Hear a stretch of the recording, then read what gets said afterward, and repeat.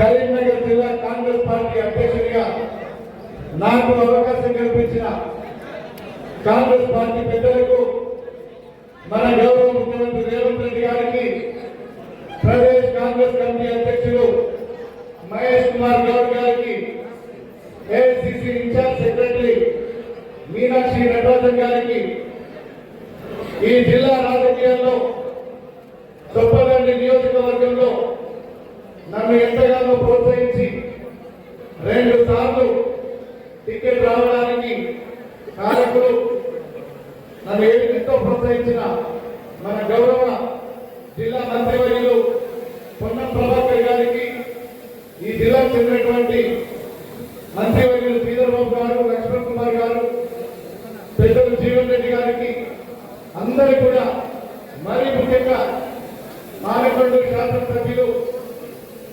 కరీంనగర్ జిల్లా తాజా మాజీ అధ్యక్షులు డాక్టర్ కవంపల్లి సత్యనారాయణ గారికి, అదేవిధంగా ప్రభుత్వ వైపు పెద్దలు బడుగు బలహీన వర్గాల నాయకులు మా ఆది శ్రీరంగ గారికి, సుడా చైర్మన్ కోమటిరెడ్డి నరేందర్ రెడ్డి గారు, అదేవిధంగా కరీంనగర్ కార్పొరేషన్ అధ్యక్షులు అనిల్ కుమార్ గారు, హుజరాబాద్ నియోజకవర్గ ఇన్ఛార్జ్ ప్రణవ్ గారు, మాజీ శాసనసభ్యులు ఆరుపల్లి మోహన్ గారు, సోదరులు బొమ్మ శ్రీరామ్ గారు, చిప్పాడి నరసింహరావు గారు, పెద్దలు, అదేవిధంగా తిమ్మరావు గారు, అరుణ్ గారు, శాసన మండలి సభ్యులు, ఎన్ఎస్సీ మాజీ జిల్లా అధ్యక్షులు,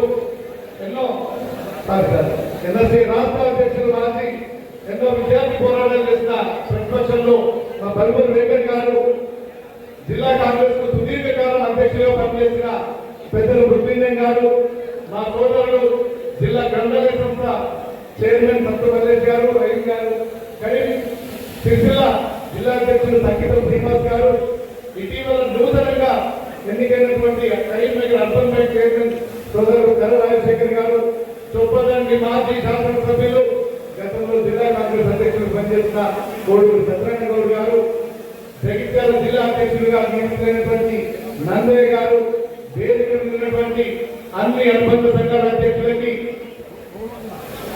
వివిధ నియోజకవర్గాల నుంచి వచ్చిన కాంగ్రెస్ కుటుంబ సభ్యులందరికీ, మా ఆడబిడ్డలకు, ముఖ్యంగా నాకు నిజంగా ఏ బ్యాక్గ్రౌండ్ లేదు, పొలిటికల్ బ్యాక్గ్రౌండ్ లేదు, ఆంగ్లబలం లేదు, అర్థబలం లేదు, కేవలం ఒక సామాన్య కార్యకర్తగా, ఉస్మానియా యూనివర్సిటీలో ఒక విద్యార్థి నాయకుడిగా, ఆ రోజు ఎన్ఎస్ఏలో క్రియాశీలకంగా పనిచేసి చొప్పదండి నియోజకవర్గ ప్రజల ఆశీర్వాదంతో, వాళ్ళ దీవెనలతో దాదాపు 40,000 మెజార్టీతో గెలిపించిన మా చొప్పదండి నియోజకవర్గ ప్రజలందరూ కూడా నేను మనస్ఫూర్తిగా పాదాభివందనం చేస్తున్నా.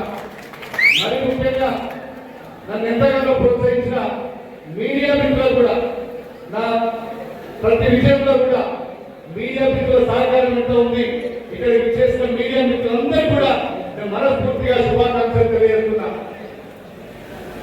ఇలా కాంగ్రెస్ పార్టీ ఒక గురుతరమైన బాధ్యత. ఈ రాష్ట్రంలో కాంగ్రెస్ పార్టీ అధికారంలో ఉంది. దేశంలో ఏ ప్రభుత్వం కానీ, ఏ రాష్ట్రం కానీ చేయని విధంగా ఒకవైపు అభివృద్ధి, మరొక వైపు సంక్షేమంలో మనం దూసుకుపోతున్నాం.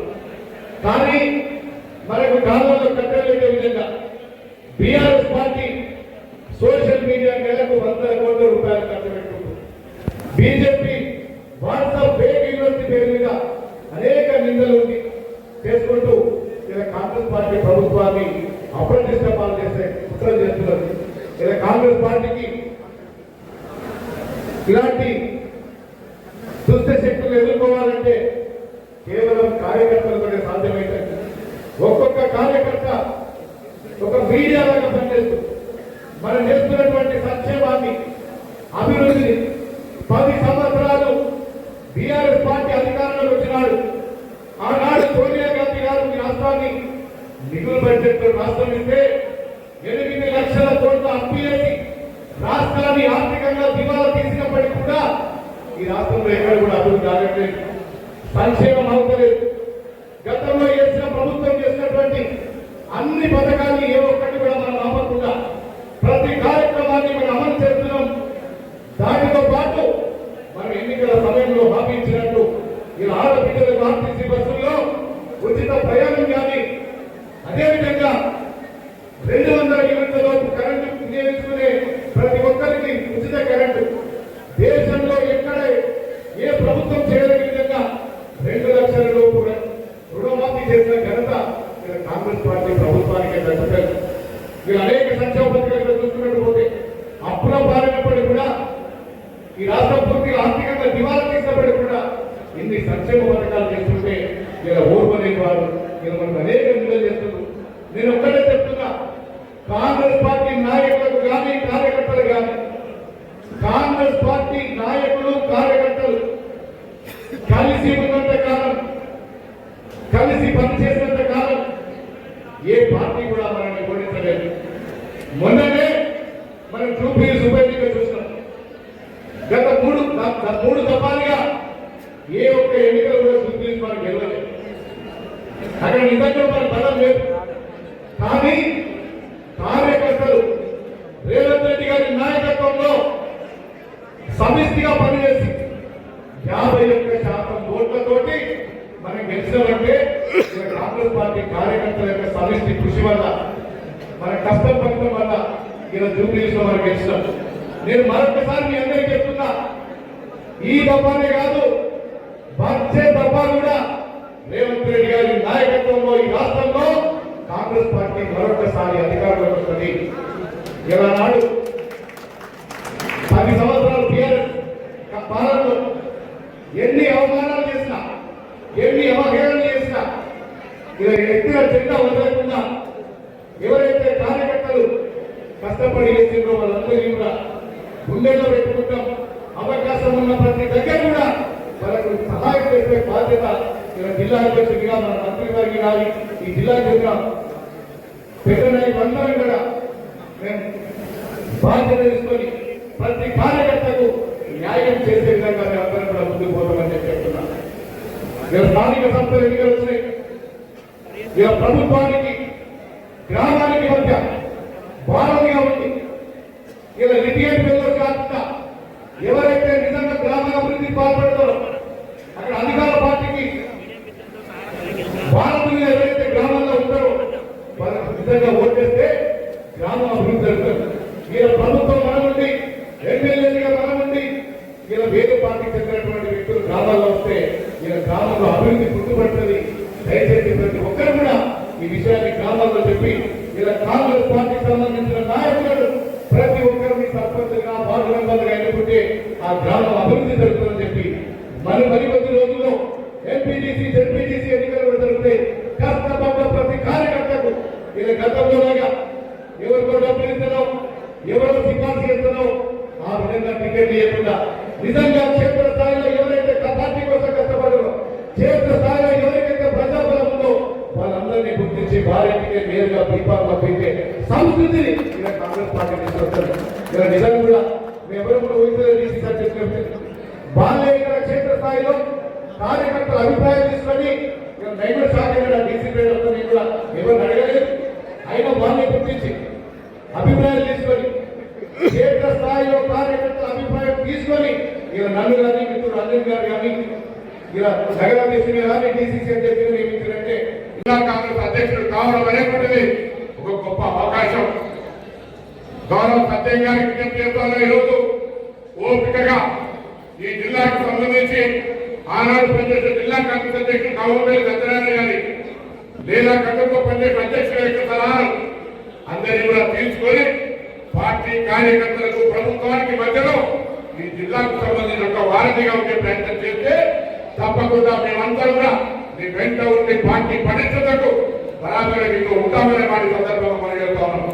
ఆనాడు ప్రతిపక్షంలో ఉన్నాడు. అనేక ఉద్యమాలు నీ దగ్గర ఉన్నటువంటి గొప్పదని నియోజకవర్గంలో కొండగట్టులో తిరుగుతా అనేక సమస్యలు ఏ విధంగా పోరాడేమో ఇలా అధికారంలో వచ్చిన తర్వాత ఆ సమస్యలన్నీ పరిష్కరించడంతో పాటుగా ముఖ్యంగా కార్యకర్తలకు అండగా ఉండి మనం అందరినీ కూడా ముందుకు తీసుకుపోయే విధంగా కార్యక్రమం ఉండాలని కోరుకుంటా ఉన్నాం. ఇలా గౌరవనీయ ముఖ్యమంత్రి రేవంత్ రెడ్డి గారు ఒకవైపు, గౌరవనీయ సంస్థాగతంగా ఎన్ఎస్సీఐ నుంచి వచ్చినటువంటి రాష్ట్ర కాంగ్రెస్ అధ్యక్షుడు ఎమ్మెల్సీ మహేష్ కుమార్ ఒకవైపు, క్యాబినెట్ డిప్యూటీ ఉప ముఖ్యమంత్రి మంత్రి విక్రమార్క సహచర మంత్రులు ఈ జిల్లాకు సంబంధించినటువంటి శ్రీధర్ బాబు గారు, లక్ష్మణ్ కుమార్ గారు, ఇన్ఛార్జ్ మంత్రి తుమ్మల నాగేశ్వరరావు గారితో సహా అందరం కూడా ఐక్యంగా మన దృష్టి అంతా కూడా కాంగ్రెస్ కార్యకర్తలను అండగా ఉండి ముందుకు తీసుకుపోయే ఆలోచనలు ఉండడంతో పాటు ఈ జిల్లా అభివృద్ధి 10 సంవత్సరాలుగా నిర్లక్ష్యానికి గురైంది. ఇలా విద్య, వైద్యము, వ్యవసాయము, ఇరిగేషన్, పరిశ్రమలతో పాటు అన్ని రంగాల్లో ముందుకు తీసుకుపోవడానికి అందరూ కూడా ఐక్యంగా ముందుకు పోతున్నాం అనే మాటలు సందర్భంగా మనం చెప్తున్నాం.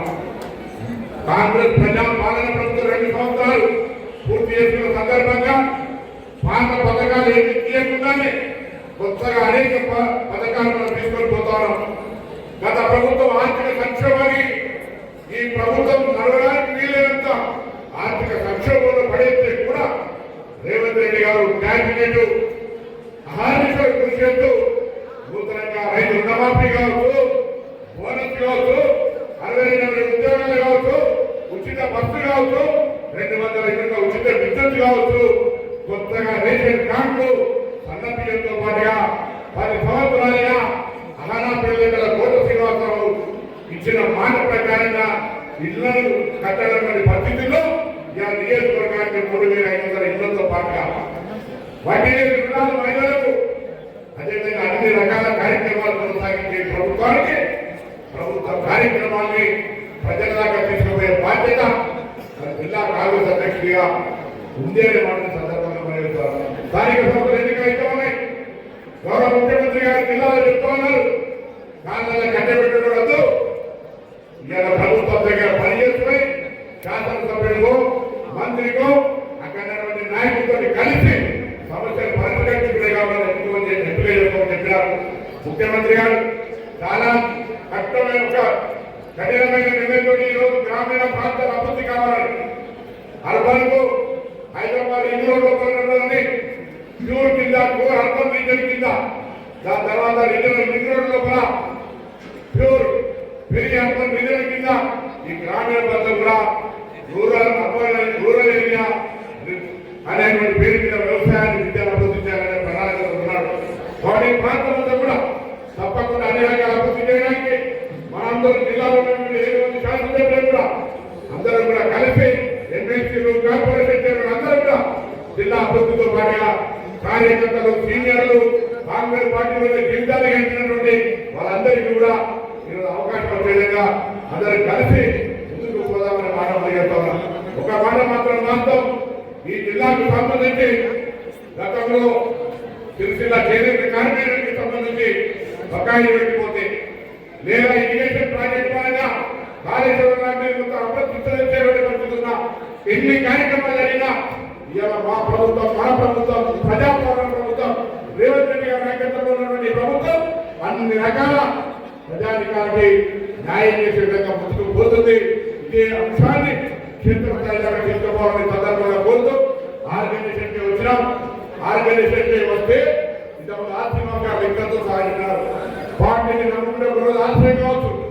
అంజన్ కుమార్ నా తర్వాత ఢిల్లీ అధ్యక్షుడు, అంటే దాదాపు 1999 2000 సంవత్సరం 25 సంవత్సరాల తర్వాత ఆయనకి అర్థం అధ్యక్షుడు అయ్యే అవకాశం వచ్చింది. ఓపికగా ఎన్ని ఒత్తిళ్లున్నా, ఎంత ప్రభావంగా పార్టీ మారుకుంటా ఉన్నటువంటి పరిస్థితి. తప్పకుండా కాంగ్రెస్ లో క్రియాశీలకంగా పనిచేస్తే అవకాశాలు రాక మానవు అనేటువంటి వాటికి సందర్భంగా చెప్తాను. అంతే కాంగ్రెస్ పార్టీ జాతీయ పార్టీగా ఇన్ని సంవత్సరాలు అనేక ఒడుకుతుడుకులు వచ్చిన అధికారం ఉన్నా లేకున్నా ప్రజా సమస్యల మీద పోరాడుతూనే ప్రజలకు సంబంధించినటువంటి ఒక అండగా ఉండేటువంటి పార్టీగా ఈరోజు దేశంలో నిలుస్తుంది. మన నాయకుడు రాహుల్ గాంధీ గారు దేశవ్యాప్తంగా ఓటు నడుస్తోంది. మన ఇన్ఛార్జ్ మీనాక్షి నటరాజన్ గారు కూడా ఈ సందర్భంగా కాంగ్రెస్ నాయకులందరూ కూడా మేము ఈ గ్రామాల్లో ఆ ఓటర్ రివిజన్ జరిగే సందర్భంలో 2005లో ఓటేసిన ఇప్పుడు మళ్ళా డబల్ చెక్ జరుగుతోంది. అప్రమత్తంగా ఉండాలి, లేకపోతే మన ఓటర్లో తొలగించేయడం ఉంది. దయచేసి ఓటు అనేటువంటిది ఎలా తెరవకుంటేనే కాంగ్రెస్ కానుకోవడం ఓటు తీసేసేటట్టు జరుగుతోంది. దేశవ్యాప్తంగా ఎన్నికల కమిషన్లు లేదా ఇతర సిబిఐ కూడా బీజేపీ అనుబంధ సంస్థగా పనిచేసే ప్రయత్నం జరుగుతామని రాష్ట్రంలో కూడా అటువంటి పరిస్థితి రాకుండా గ్రామాల కాంగ్రెస్ కార్యకర్తలు ఓటు సంతకాలు తీసుకొని ఈ ప్రభుత్వంలో మనం ప్రజాస్వామ్యాన్ని రక్షించడానికి, రాజ్యాంగాన్ని రక్షించడానికి ఆనాడు స్వతంత్రంలో పాల్గొనకపోవచ్చు. కానీ ప్రజాస్వామ్యాన్ని రక్షించడానికి, రాజ్యాంగాన్ని రక్షించడానికి కాంగ్రెస్ కార్యకర్తగా మరొకసారి పునరంకితం కావాలని కోరుతూ తప్పకుండా విశ్వాసం ఉంది. సత్యం గారు విద్యార్థి నాయకుడిగా, మరి యువకుడిగా, చురుకుగా మొన్న మధ్య మీనాక్షి నటరాజు గారి చుక్కలో పాదయాత్ర వస్తే అద్భుతంగా పాదయాత్ర కార్యక్రమం నిర్వహించారు. అట్లనే భవిష్యత్తు కార్యక్రమాలు 5 నియోజకవర్గాల నుంచి మీకు సంబంధించినటువంటి భాగస్వామ్యం ఉంది. 5 నియోజకవర్గాల్లో కాంగ్రెస్ పార్టీకి సంబంధించినటువంటి కార్యకర్తలందరూ కూడా దిక్సూచిగా ఉండాలని సందర్భంగా కోరుతూ మరొకసారి వయసులో చిన్నవాడు కాబట్టి మీకు ఆశీర్వదనము, అభినందనలు, శుభాకాంక్షలు తెలియజేస్తూ మరొకసారి ఉదయపూర్వకంగా నా పక్షాన పూర్తి సహకారం కార్యకర్తల గడ్డా ఉండాలని మరొక నౌకాలు చెప్తూ సెలవుస్తున్నాను.